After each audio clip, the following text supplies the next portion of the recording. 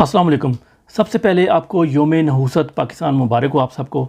एक डच साइंसदान ने कुछ दिन पहले कहा था कि पाकिस्तान में ज़लज़ला आने वाला है, बड़ी तबाही आने वाली है। शायद उसका इशारा इसी दिन की तरफ था। लेकिन मैं आपको एक बात बता दूं कि नवाज़ शरीफ साहब जो हैं वो कोई 4 साल बाहर रह के नहीं आए, ये 8 वीक रह के आए हैं बाहर। बेसिकली ये टाइम ट्रैवल करने गए थे। जब आपको पता है जब बंदा लाइट की स्पीड से ट्रैवल कर रहा होता है तो टाइम रुक सा जाता है। तो ये बेसिकली हमारे लिए 4 साल गुजरे हैं, मियाँ साहब के लिए अभी सिर्फ 8 वीक से भी कम टाइम गुजरा है। इस ईरान का जो साइरस बादशाह था ना, साइरस दी ग्रेट, जिसने ये पर्शियन एम्पायर बनाई थी, उसको एक दफ़ा ज्योतिषियों ने बताया कि आपकी ना हुकूमत को बहुत सख्त खतरा है, तो टाइम अगला वक्त बड़ा ख़राब आ रहा है। तो उसने 1000 साल एक रात के अंदर ही ना तारीख चेंज कर दी थी। तो ये बेसिकली या तो टाइम ट्रैवल हुआ है या तारीख चेंज हो गई है, वरना वो कानून तोड़ने वाले नहीं हैं। और हमारी अदलिया जो है ना, वो इंसाफ का उन्होंने जो आला म्यार आज सेट किया ना एयरपोर्ट पे जाके, उसकी मिसाल नहीं मिलती। अच्छा, अंदर की खबर ये है कि जब नवाज शरीफ का त्यारा अडयाला जेल के ऊपर से गुजरा तो क्या हुआ, ये अंदर जहाज़ में मौजूद नवाज शरीफ के साथ जो सहाफ़ी थे ना, उन्होंने बताया कि नवाज शरीफ ने क्या किया। ये सुने। रावलपिंडी के उस बस्ती से अपनी अप्रोच बनाई थी जिसकी एक तरफ में अडयाला जेल वाक़या है। तो जब लोगों को बताया गया कि इस वक्त हमारा तैयारा अडयाला जेल के ऊपर से गुजर रहा है, तो लोगों ने पाकिस्तान के साबिक़ वज़ीर आज़म इमरान खान के बारे में सख्त नाराबाजी की और उसके थोड़ी ही देर बाद तैयारा इस्लामाबाद के उतर गया। जी हाँ, सख्त नारेबाजी की। नवाज शरीफ ने भी नारे लगाए होंगे। इसे कहते हैं बूट पॉलिश करना। कुछ सीखें इन सहाफ़ियों से जिन्हें आज सुबह हवाई जहाज़ के अंदर बंद कर दिया गया था कि तुम लोग इधर ही ठहरो, तुम्हें इजाज़त नहीं है बाहर निकलने की।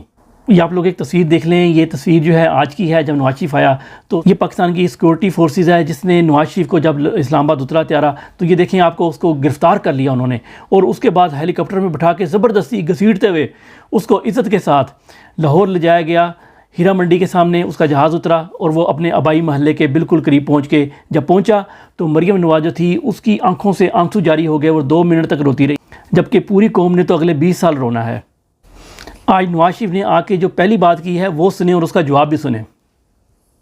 28 मई वाले हैं, 28 मई वाले 17 जून 2014 वाले हैं, जब मॉडल टाउन में आपने 100 निहत्ते लोगों पर गोलियां चलवाई थी, जिसमें 14 जान की बाजी हार गए। मियां साहब, आप 30 नवंबर 1997 वाले हैं, जब आप अपने गुंडों के हमरा सुप्रीम कोर्ट ऑफ पाकिस्तान पर हमलावर हुए थे। मियां साहब, आप 9 अप्रैल वाले हैं, जब पाकिस्तान के मुंतखब करदा वजीर आजम को आपने अमेरिका के साथ साजिश करके घर भेजा था। मियां साहब, आप 28 जुलाई 2017 वाले हैं, जब सुप्रीम कोर्ट ऑफ पाकिस्तान ने पनामा केस में आपको बददियानत करार देकर घर भेजा था। मियां साहब, आप 12 मई 2018 वाले हैं, जब आपने पाकिस्तानी अदारों को मुंबई हमलों में मुलवस करार दिया था। मियां साहब, आप 12 अक्टूबर 1999 वाले हैं, जब आपने उस वक्त के आर्मी चीफ को साजिश के तहत दुश्मन मुल्क भारत भेजने की कोशिश की। अब आप लोगों को पता लगा कौन है ये फसादी जिसने पिछले 30 साल से पाकिस्तान में फसाद बर्पा किया हुआ है। शेख रशीद ने कल जो इंटरव्यू दिया उसमें 2 इंपॉर्टेंट नुक्ते थे जो लोगों ने मिस कर दिए हैं। उस पे आने से पहले मैं एक खराज तहसीन पेश करना चाहूँगा कोलंबिया के प्रेसिडेंट गुस्तावो पेट्रो को, जिन्होंने कहा कि हम ना सिर्फ इमदाद भेजेंगे फ़लस्तीन, बल्कि हम फ़लस्तीन के अंदर अपना सफारत खाना भी खोलेंगे। और ये वही मुल्क है जिसने पहले इसराइल के ख़िलाफ़ जब बात की, इसराइल ने इसकी फ़ौजी इमदाद बंद की और इन्होंने सफ़ीरों को अपने मुल्क से निकल जाने का हुक्म दे दिया इसराइली सफ़ीरों को। हक़ के साथ खड़े होने के लिए आपको मुसलमान होना ज़रूरी नहीं होता, आप मज़लूम के साथ फिर भी खड़े हो सकते हैं। शेख रशीद ने अपने कल के इंटरव्यू में 2 वजूहात बताई हैं कि इमरान खान की इस्टेब्लिशमेंट से लड़ाई क्यों है। एक वजह तो ये बताई है कि एक छोटे बच्चे को बड़ा गुस्सा है कि जब उसने इमरान खान साहब की वाइफ के बारे में कोई गलत इन्फॉर्मेशन दी थी तो उसके ऊपर इमरान खान साहब ने उसको निकाल दिया था उसकी जॉब से, जबकि मोटरवे पे जो बच्चे और औरतों को मारा गया था बेसिकली उसकी बेस पे इमरान खान ने निकाला था। दूसरी बात यह है कि उनको इस बात का बड़ा गुस्सा है कि इमरान खान जो था ना, वो शायद उनकी तकर्रुरी की राह में रुकावट था, उस बच्चे को बहुत गुस्सा था। और इसके अलावा दज्जाल जो होता है ना, वो पर्दे में है, वो कहता है मेरा नाम ना लो अभी, जब मैं आऊँगा, जब मुझे इजाज़त मिलेगी, तब वक्त आएगा तब मेरा नाम लिया जाएगा। तो ये गलती की इमरान खान साहब ने दज्जाल का नाम ले दिया और ये दज्जाल को गुस्सा है। और शेख रशीद ने कहा कि मैं तो नाम नहीं ले सकता उस दज्जाल का।